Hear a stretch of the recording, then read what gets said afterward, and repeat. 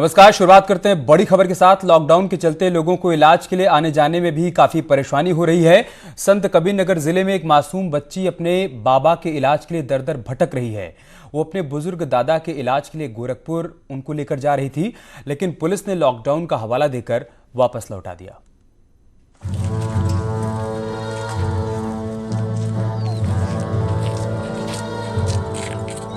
दिल को झकझोर देने वाली ये तस्वीर देखकर आपका भी मन दुखी हो जाएगा।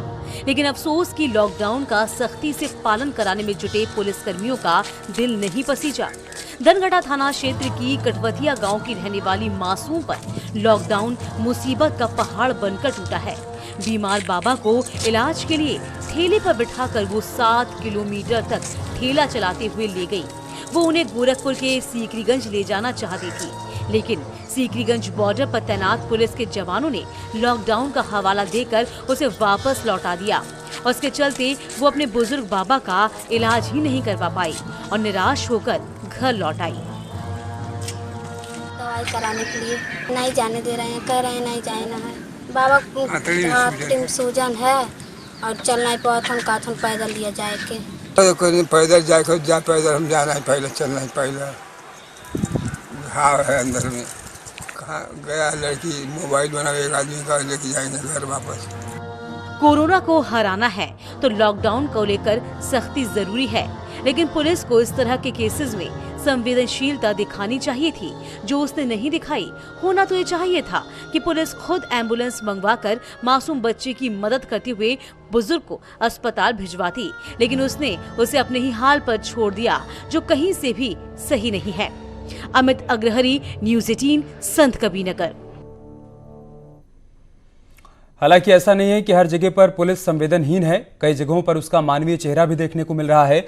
मथुरा में जब एक मां लॉकडाउन में बच्ची का बर्थडे नहीं मना पाने को लेकर मायूस थी और उसने ट्विटर पर अपना दर्द बयां किया, तो पुलिस बर्थडे केक लेकर, चॉकलेट लेकर और कई गिफ्ट लेकर उनके घर पहुंच गई। इससे पहले हरियाणा के पंचकुला से भी पुलिस ने एक बुजुर्ग के घर बर्थडे का केक पहुंचाया था। सायरन बजाती पुलिस की गाड़ियों को तो आपने न जाने कितनी बार देखा होगा, लेकिन इस तरह से बैलून से सजी पुलिस की गाड़ियां कम ही देखी होंगी।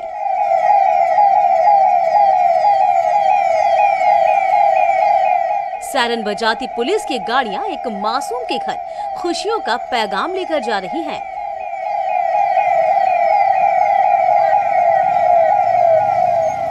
दरअसल मथुरा जिले के महाविद्या कॉलोनी की एक महिला ने अपने ट्विटर हैंडल से अपनी 1 साल की बेटी के बर्थडे होने का ट्वीट किया। इसमें संगीता ने लॉकडाउन के चलते अपनी बेटी का बर्थडे न मना पाने को लेकर अफसोस भी जाहिर किया था। इस पर मथुरा पुलिस ने संवेदनशीलता दिखाई। पुलिस की डायल 112 सेवा पूरे लाव लश्कर के साथ बच्ची के घर पहुँच गयी। पुलिस टीम ने बच्चे के घर पर बर्थडे केक और चॉकलेट पहुंचाकर सबके चेहरे पर खुशी लौटा दी। फिर क्या था, बच्ची ने परिवार और पुलिस कर्मियों की मौजूदगी में केक काटा और वहां मौजूद लोगों ने तालियां बजाकर उसके जन्मदिन की शुभकामनाएं दी।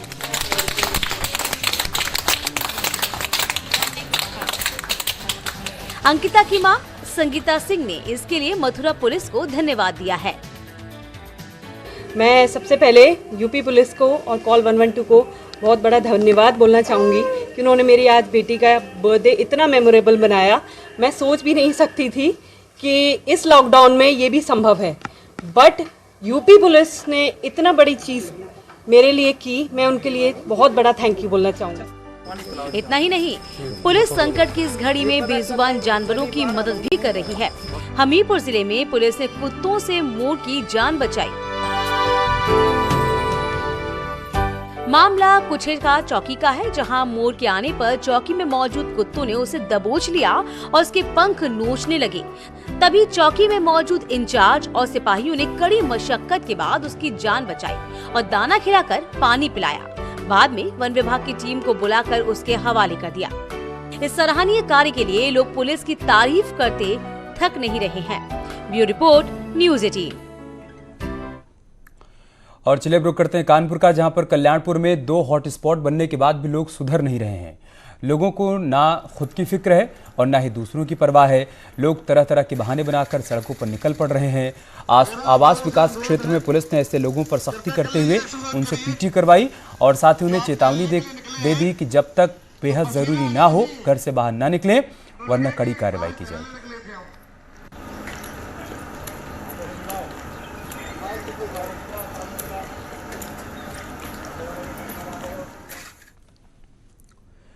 लॉकडाउन के दौरान लोग अपने अपने घरों में रहें, इसके लिए देवरिया पुलिस ने इमोशनल कार्ड भी खेला है। पुलिसकर्मी हाथों में तख्ती लेकर घूम रहे हैं जिस पर कई स्लोगन लिखे हुए हैं। इसमें लोगों से घरों में रहने की अपील की गई है। इसलिए इस लॉकडाउन के दौरान अगर आप भी बेवजह घरों से बाहर निकल रहे हैं तो इन पुलिसकर्मियों के स्लोगन को देखकर एक बार जरूर सोचें।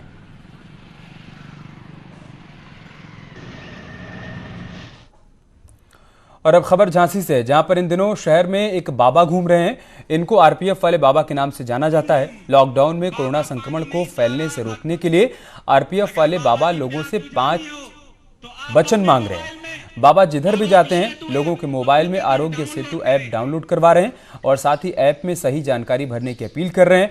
वहीं कोरोना संक्रमण को फैलने से रोकने के लिए बाबा के साथ आरपीएफ की पुलिस भी कंधे से कंधा मिलाकर काम कर रही है। रेल मंत्री पीयूष गोयल भी इसकी तारीफ कर चुके हैं।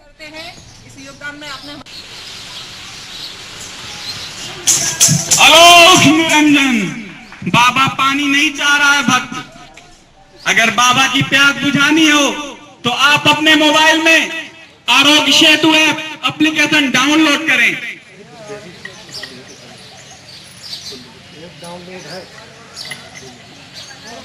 एक डाउनलोड है महाराज जी। धन्यवाद धन्यवाद। आपका हम स्वागत करते हैं इस योगदान में, आपने हमारा साथ दिया।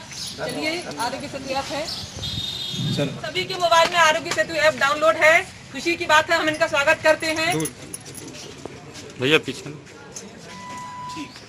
Thank you. Aarogya Setu app application download करें और उसमें मांगी जा रही जो भी जानकारी है उसको पूर्णतः सत्य भरें। आरोग्य सेतु। अपने जागरूकता अभियान के तहत एक सन्यासी का रूप धारण कर लोगों से भिक्षा के रूप में सिर्फ इतनी ही मांग रहा हूं कि आप लोग Aarogya Setu app application download किए हैं।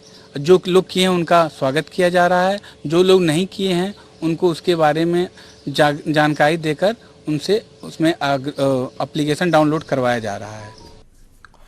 और उधर कुछ अधिकारी क्या कर रहे हैं ये भी हम आपको दिखाते हैं। भदोही के बीएसए अमित कुमार ने अपनी पीठ थपथपाने के लिए एक तुगलकी फरमान जारी कर दिया है। आरोप के मुताबिक बीएसए ने खंड शिक्षा अधिकारियों को चंदा जमा करने का टारगेट दिया है। इन अधिकारियों को 24 लाख लोगों से आरोग्य सेतु ऐप डाउनलोड करवाकर सभी से 100 रुपए चंदा लेने के लिए कहा गया है, जो पीएम केयर्स फंड में जमा किए जाएंगे। आरोप के मुताबिक डीएम के निर्देश पर उन्होंने इस तरह का आदेश जारी किया है।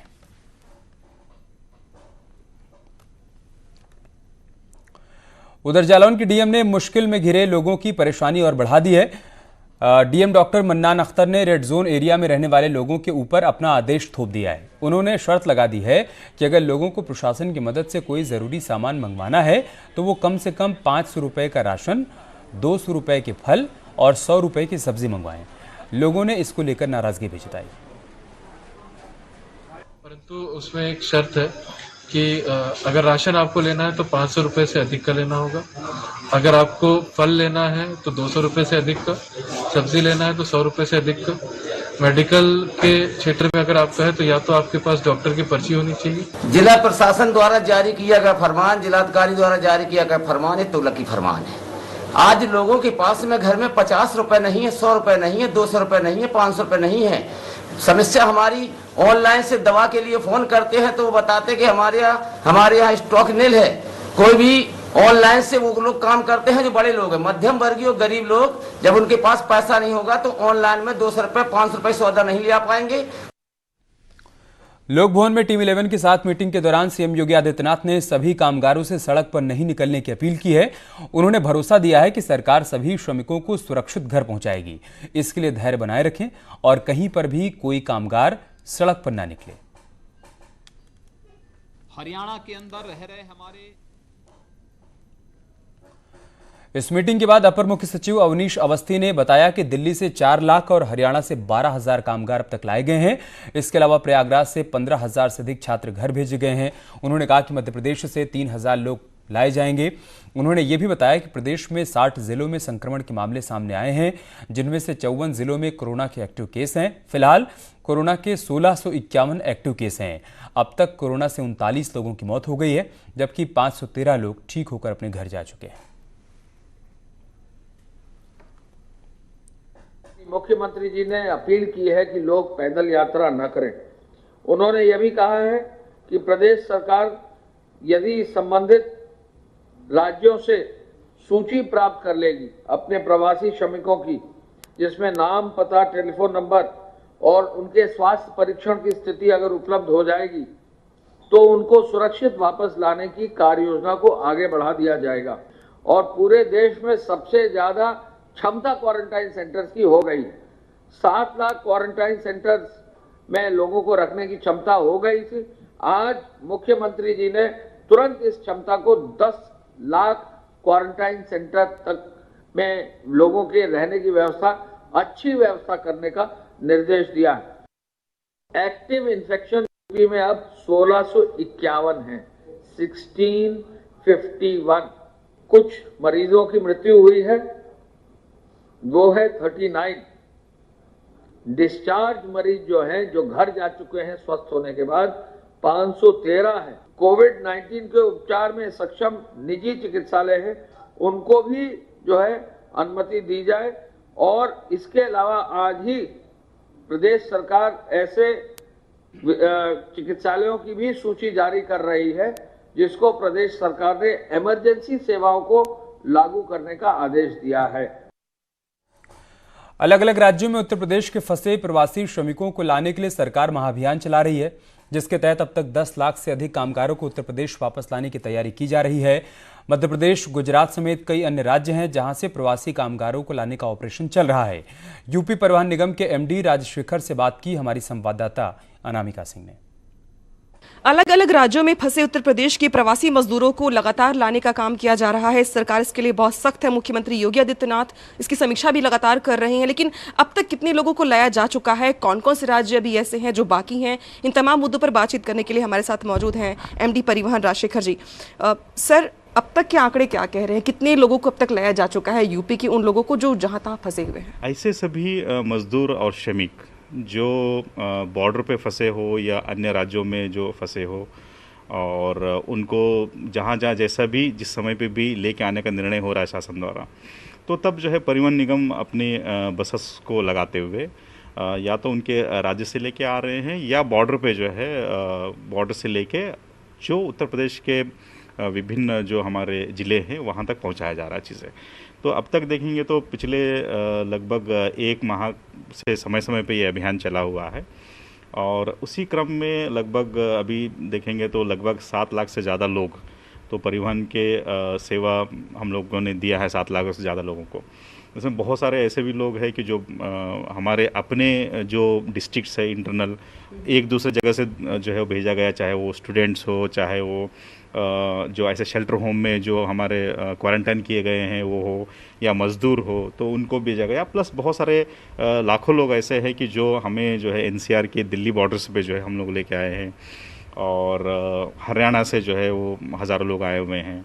तो अभी जो वर्तमान में जो एक वो चल रहा है कि ट्रांजिट का जो हम लोग का प्लान चल रहा है कि अभी मध्य प्रदेश के साथ जो है यहाँ के जो निवासी है जो मध्य प्रदेश में रह रहे उत्तर प्रदेश के, उनको बॉर्डर पे हम लोग प्रयागराज और झांसी बॉर्डर पे उनको ले रहे हैं, और उनको अलग अलग जिलों में हम भेजेंगे परिवहन निगम की बसों से। 7 लाख लोगों को लाने में कितनी बसें अब तक इस्तेमाल हो रही होंगी आपकी, और ये बसों की व्यवस्था किस तरीके से कर रहे हैं?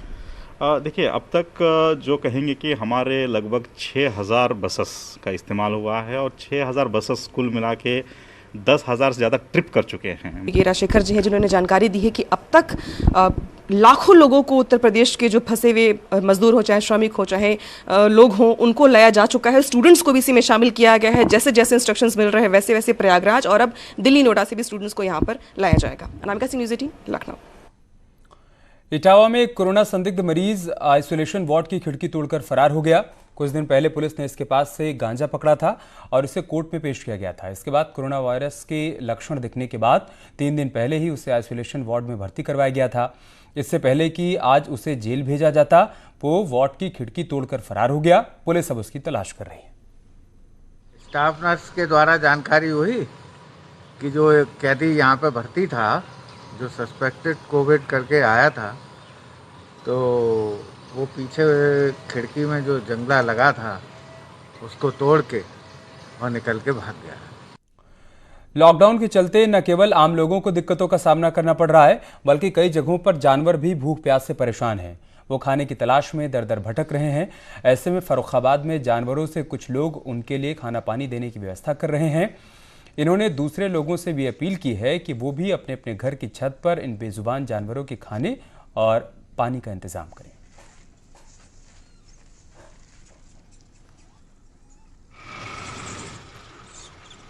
जानवर जो है बेचारे अपनी भूख को बता भी नहीं सकते हैं।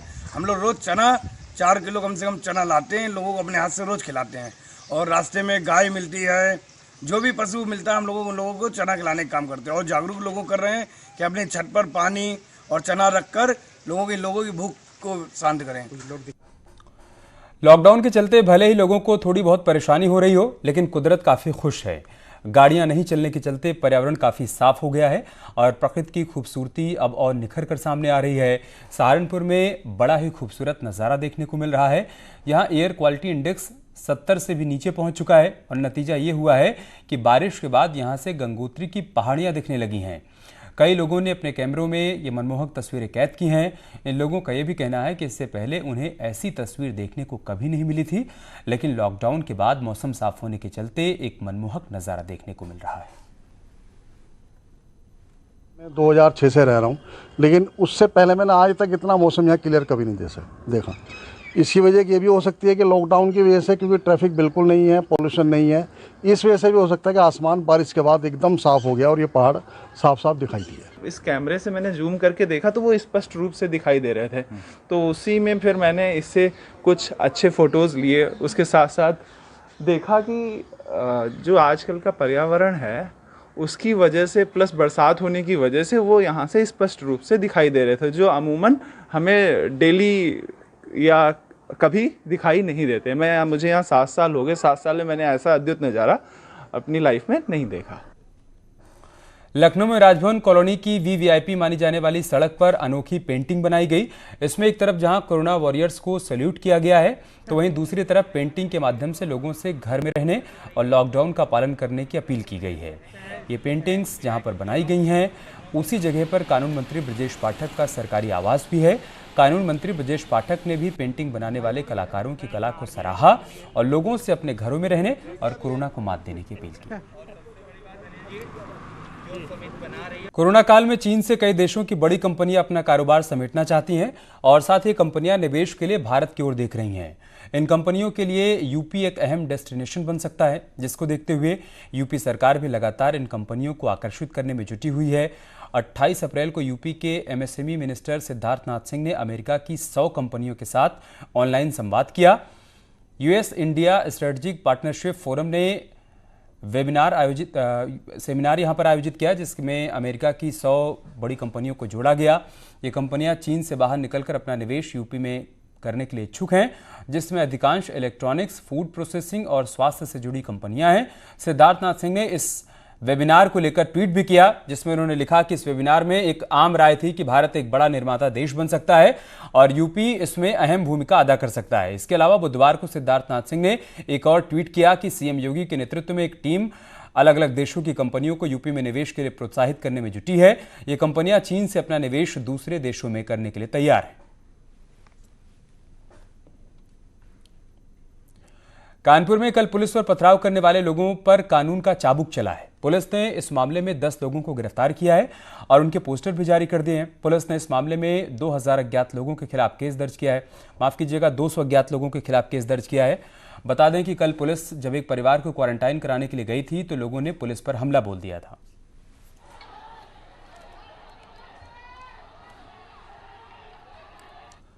कानपुर के गोविंद नगर थाने के दरोगा की गुंडागर्दी सामने आई है। यहां दरोगा ने महिलाओं पर जमकर डंडे बरसाए।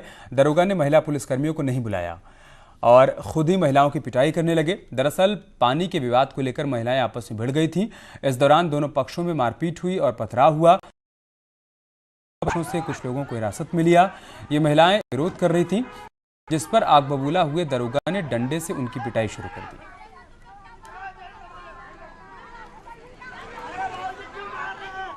और चलिए इसके साथ इस बुलेटिन में इतना ही, लेकिन खबरें जारी हैं। आप बने रहिए हमारे साथ। नमस्कार।